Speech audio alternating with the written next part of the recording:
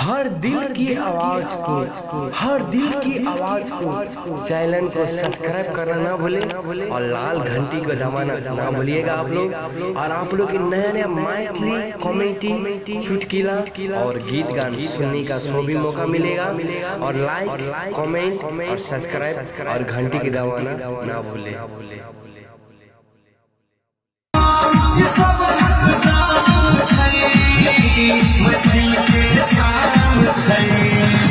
धोती कुर्ता गमछा पगड़ी हमर पहचान छै। धोती कुर्ता गमछा पगड़ी हमर पहचान छै।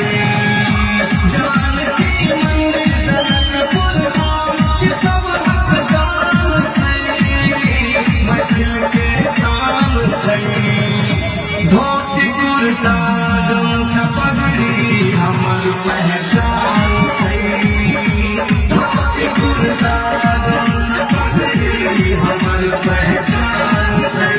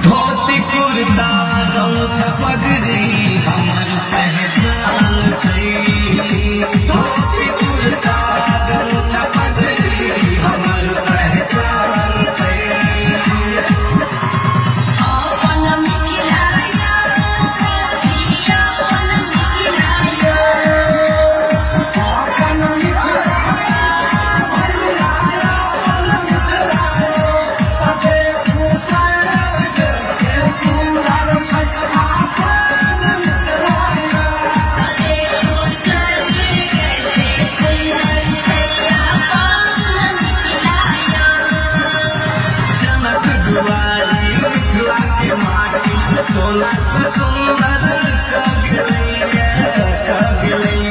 मिथिलापुरी के अपन जनकपुर तीर्थ धाम भगलैया।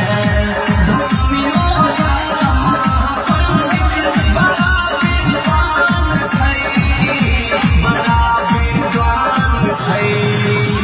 धोती कुर्ता गमछा पगड़ी हमर पहचान छै। धोती कुर्ता गमछा पगड़ी हमर पहचान छै। जानकी मंदिर जनकपुर धाम सब हक जान छै। मैथिल के शान छै।